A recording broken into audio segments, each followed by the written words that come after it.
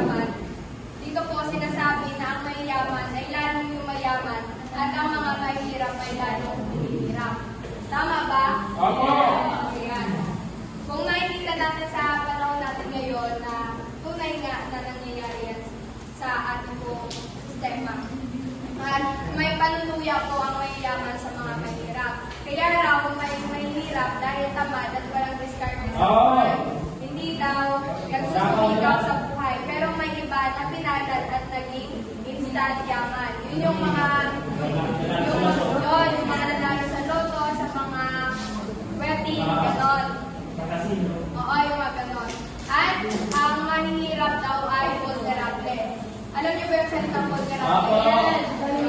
Ito ay tumutukoy sa kahinaan ng mga tao at nagagamit ng mayayaman ang mahirap sa paniparaan po.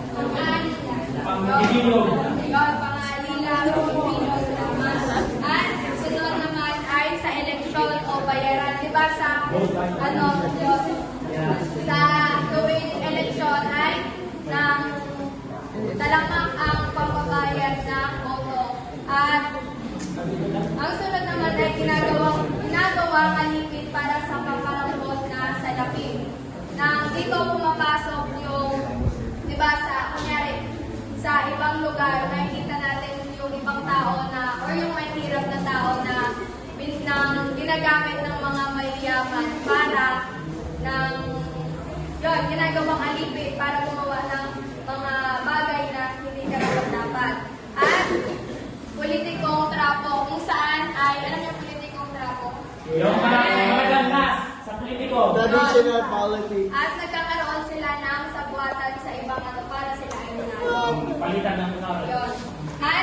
At doon ang buod ngayon ay nagtatapos sa bakit may mga manluloko at naluloko. Sabi, kung walang magpapaloko, wala daw manluloko. At saan ba dapat tayo matuto? Sa karanasan daw at pagtuklas. At dito na po tayo sa panimula. Pakibasa po, Sir Carlo. Panmula, ang sanaysay na ito ay nagpapakita ng realidad ng lipunan kung saan patuloy na nagsasamantala ang mayayaman at makapangyarihan sa mga mahihirap.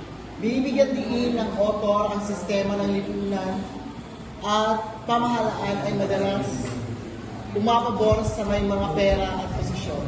Layunin ng akda na gisingin ang kamalayan ng mga mamamayan, lalo na ang mga mahihirap, upang lumaban sa pang-aapi at panglilimula ng madalaro.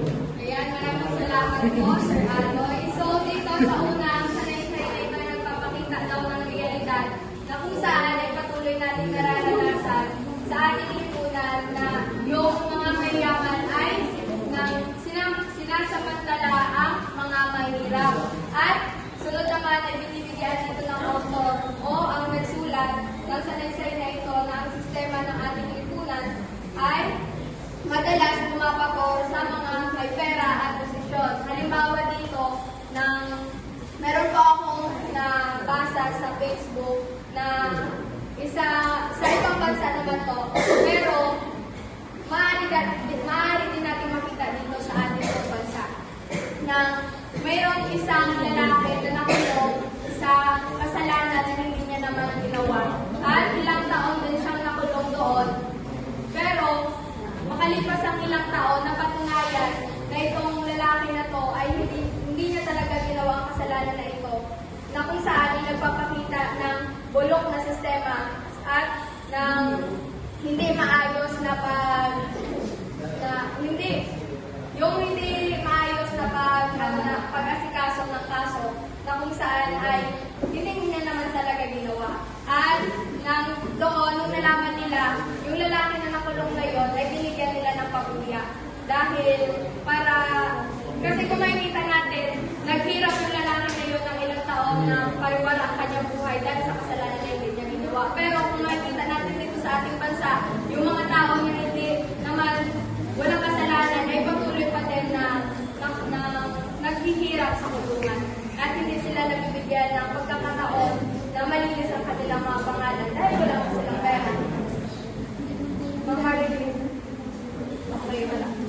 Sunod po, ang layunin ng akda ay gisingin ang kabalayan ng mga mamamayan, lalo na ang mga mahirap upang lumaban sa mga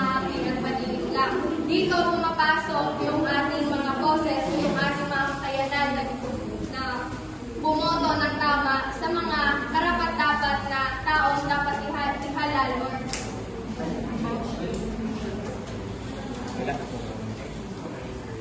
Dito ay pinapakita yung ating mga kakayanan na pumili ng karapat-dapat na tao para magkaroon tayo ng maayos. Makikita na ang pagbubuka. At ang tema po ng ating pong sanaysay nito ay kahirap ng Sir De Los Santos. Pakibasa po yun. Lahat.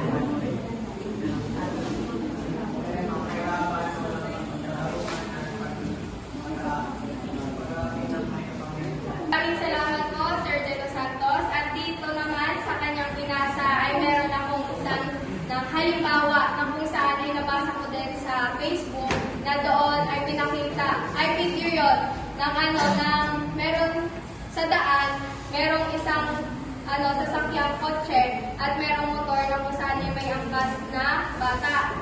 At pinungko ng kotse na yun, yung nagkasagasaan sila. Pero yung motor pag ganito siya at yung kotse pag ganito.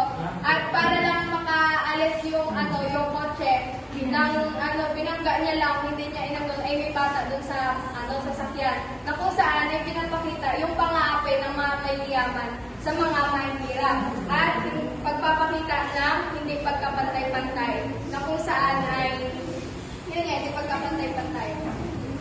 At ang sunod naman ay, makibasa po, Mama Riz, nais na iparating ng At bilang tayo, isa ko mahirap bilang tayo, dahil na isa tayo mahirap. So sa sistema na ngayon ng ating pamahalaan, yung corruption, tao ng unahan, kung hindi sila namumurap at ibibigay ng tama yan sa ating mahirap, ay hindi nakakaawat sa awas sa ating pamumuhay. Tanong daw? Kaya maraming salamat po. At dito po, tama po yun. At dito po ay syempre naisulat ng may akda ng sanaysay na ito para imulat ang mga mababasa na gawin yung tama. At hindi na tayo hindi na tayo magpa-auto sa mayayaman, sa mga politiko. Sige po, pakibasa. Yung dalawa lang, tapos yung dalawa ay Sir Jonathan. Bukod ng akda. So ipinakita ng author kung paano niya talagang talamak kung napapanahon ng ganyan issue. Kung saan sa ating bansa talagang maraming korupsyon, maraming korap ng mga Pilipino, at kung ating iisipin, ang bansang Pilipinas ay hindi isang mahirap na bansa, kundi tayo ay isang mayamang bansa.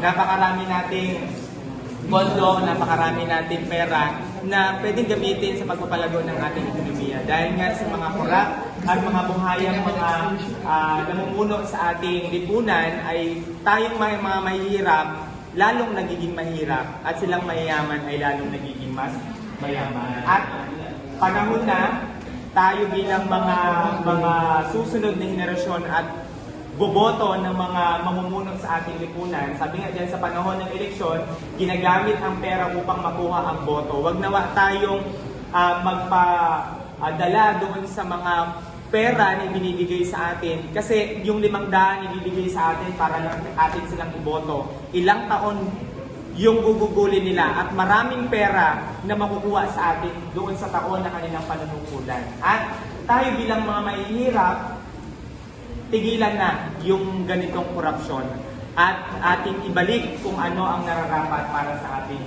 mga mahihirap. Ayan, maraming salamat po, Sir James. Palakpakan po natin. Palakpakan po natin, Sir James. Ayan, dito, maghahayag na din po muna ako ng aking pong opinion about sa patungkol dito sa dalawang nakakuntin.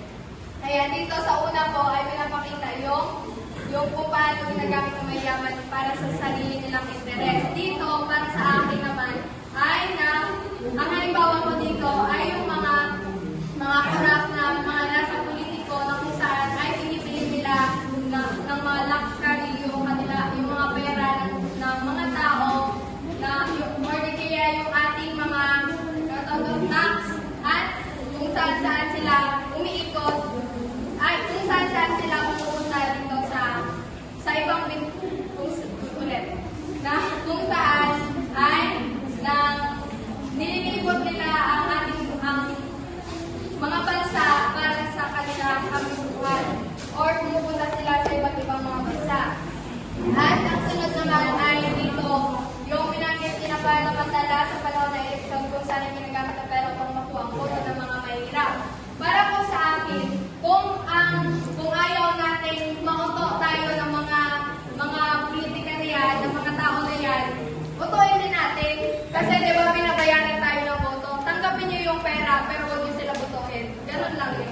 Aroy! At Pinuha ko ng bakit? Magpapayo pa kayo na mag-photo sa kanila. At Siyempre, meron ulitin natin may sila. connection yun sa May taas. pantay, Kaya may hindi na pantay. namamatay ka. Okay, let's go. Kasi ang tinatanggap natin, mamimihasa kasi sila. Gagawin nila yung Oh, yun. Huwag niyo na lang tanggapin. Ayan. Tulad. Sir Anoy.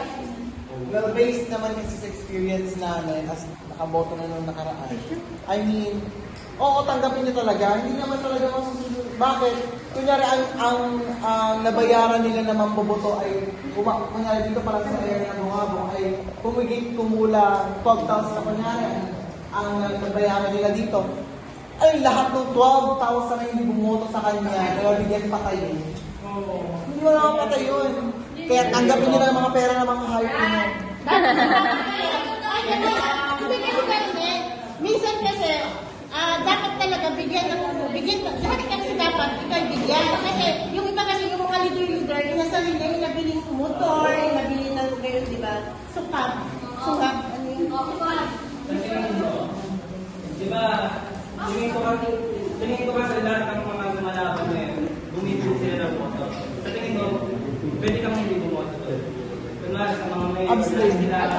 Pero hindi mo magagamit. Ang ano po na, after 3 years, yung voter... Pwede ka naman bumoto. Pwede mo i-live yung Balik na rin po. Pwede nilakdangan mo yung mga tao na yun. Pag tayo na magaboto na, pero alam naman mo yung mga tao na yun. Abstain ba? Abstain. May karapatan kang mag-abstain. Sa pagpapatuloy buod ng akda, tinalakay ang mga politikong trapo ng mga gawa ng batas para sa kanilang pagsaliling na pakinabangan at nananawagan ang author ng pagkakaisan at kamalayan ng mga mahihirap upang lumaban sa panganapin. Sa pangalan po, itong akda na ito ay ipapatungkol kung paano kami namanipula ng mga mababatas ng batas upang gumawa rin sila ng batas patungkol sa pagpapadali o pagpapaginhawa ng buhay nila.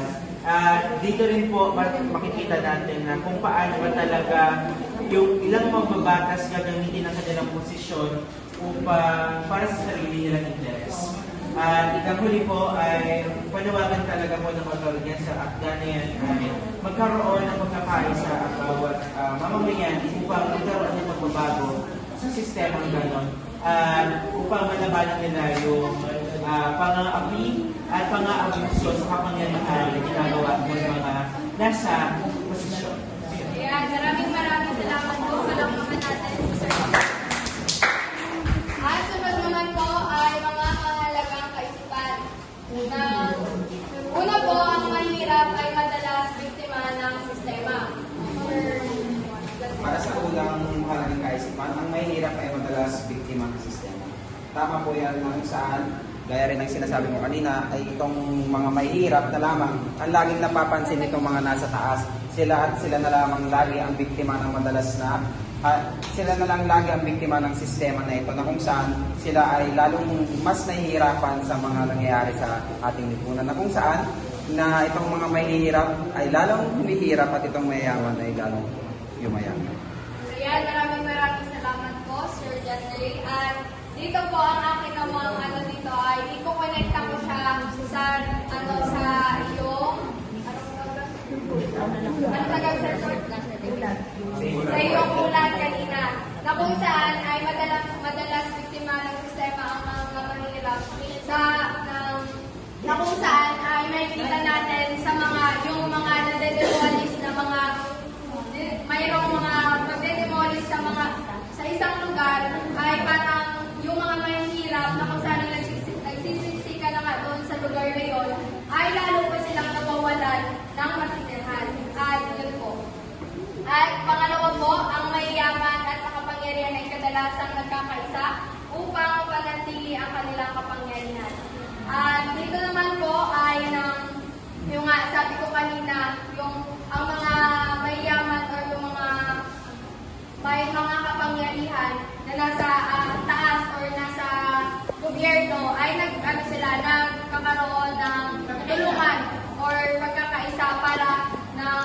mang-akap na mga tao or sa isang para mang-akap ng mga tao. Yun. At sa mga mayayaman naman, doon ay parang nagkakaroon sila ng negosasyon. Basta tulungan para yung kunyari nang sa bentahan ng mga droga, ng mga nagkakaroon sila ng tulungan para oo, yun. Basta yun. At pangatlo naman ay ang edukasyon at pagkakaisa ang susi upang lumaya sa mga api. At Ma'am Minalit, ano po ang iyong pahayag upang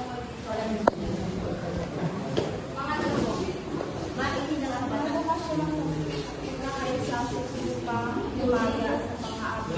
So, yung mga edukasyon, kapag may pinag-aralan ka, alam mo na kaunin mo dapat mo gawin upang makalaya sa pangapi o mga abuso ng ibang tao sa'yo. Maraming salamat po, Ma'am Minalit. At doon po, tama po yung kanyang sinabi na kaya tayo nag-aaral ngayon ay para mamulat ang ating mga kaisipan at upang makalaya tayo sa pang-aapoy ng mga nang-aabuso upang piliin natin kung sino ang karapat-dapat na piliin upang mahalal sa gobyerno. At pang-apat naman ay ang tunay na pagbabago ay nagmumula sa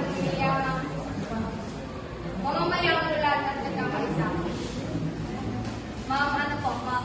So, yan, mahalagang kaisipan din kagaya yung sa Rizal natin, yung word na sinus season. Dahil kung hahayaan lang natin lagi na ang mga namumuno ang nagkocontrol sa atin, walang mangyayari pagbabago. Samantalang kung gagamitin natin yung ating mga kaalaman, kung gagamitin natin yung ating boses, kung magiging aware tayo sa mga nangyayari, at magkakaisa tayo, magiging posible yung pagbabago sa ating buhay. Ayan, maraming salamat po. At tama po yung kanyang sinabi at na sa tingin niyo ba may kakayahan ng gobyerno sa panahon natin ngayon na baguhin ang ating sistema? Yes. Kung may Or pagbabago. tayo ang may kakayahan? Tayo. Yan, tama po. Tayo, kung iisipin natin, parang wala nang kakayahan yung gobyerno na yan na baguhin ang ating sistema kasi mga kurap na talaga silang lahat, karamihan. At ang tayo na lang talaga ang pag-asa ng ating bayan sa paanong paraan, sa pagpili ng tamang tao talaga. At ayan po.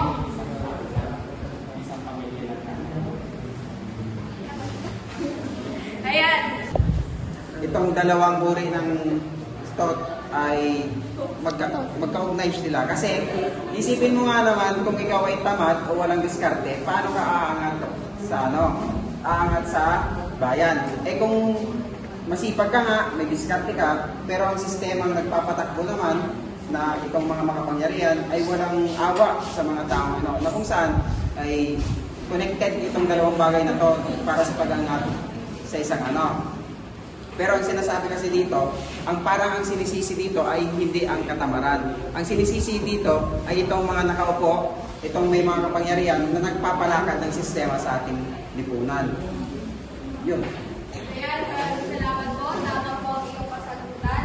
At hindi ko na po yun ipapaliwanag. At sunod po ay layunin ng akda na gisingin ang iwan na bayan upang ipaglaban ang karapatan at dignidad ng bawat Pilipino. Kaya ipaglaban talaga natin ang ating pong karapatan bilang isang mamayang Pilipino. At ang aral po na akda ay huwag magpalinlang sa mga palinlang na politiko at mamamayan. Sunod po, matutong tumitig at lumaban para sa karapatan. At ang pang-tatlo naman po ay magkaisa ang mga mahirap upang makamit ang tunay na pagbabago sa ating pong lipunan.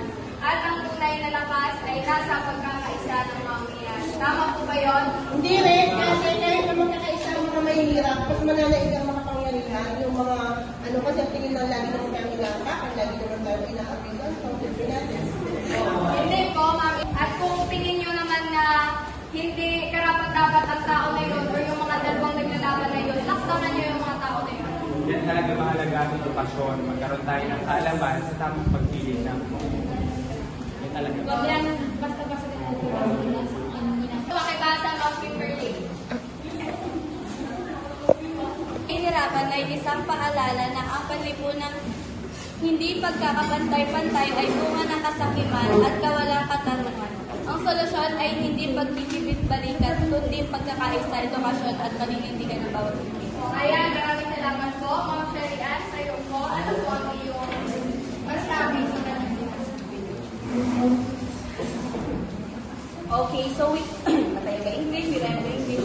So, alam naman natin na walang pagkakapantay-pantay because gaya nga ng pinaliwanag ni Ma'am kanina, masyadong marami ang makasarili. Masyadong marami ang mga tao na tinitake advantage yung mga mahihirap at yung mga nasa mababang antas. Ibig sabihin, ang sabi dyan sa konklusyon, hindi natin dapat sabihin na okay lang, sanay naman na kami. We should not settle for that.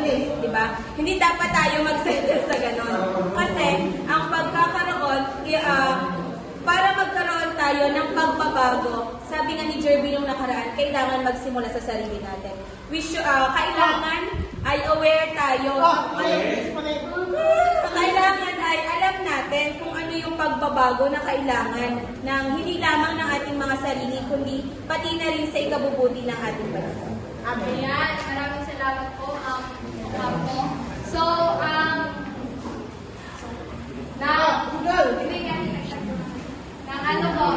tama po ang kanyang kasagutan na kung saan ay dapat tayo bilang mamayang Pilipino ay hindi din tayo maging selfish or makasarili. Hindi katulad ng gobyerno na kung saan ay kapag binigyan ka ng tubo, yero, ng bako, ng bomba, hindi yung isipin mo lang yung sarili mo na porket binigyan ka ng ano yun, bubutuhin mo na. Isipin mo din yung mga tao, oo nga, nakatanggap ka, meron kang nakuha, pero paano naman yung ibang tao na kung saan ay maghihirap pagkatapos mo butuhin yung mga tao na yun? Kumbaga kasi ang nangyayari sa lipunan natin ngayon. At dahil hindi tayo maging mga sarili, at isipin lang ang parang kagustuhan din, kundi isipin din natin ang lahat ng mga tao na kung saan ay posibleng maghihirap pagkatapos ng eleksyon na ito. At ayan po, ang reflection ko naman sa aking pong ng pagpapahaya at pag-uulat ay dapat mamulat na tayo bilang mga mamayang Pilipino na kung saan ay piliin talaga natin ang mga karapat-dapat na tao upang ihalal. Gayon din ay magkaroon tayo ng background analysis or suriin natin ang background check, sabi ni Sir Japes, or suriin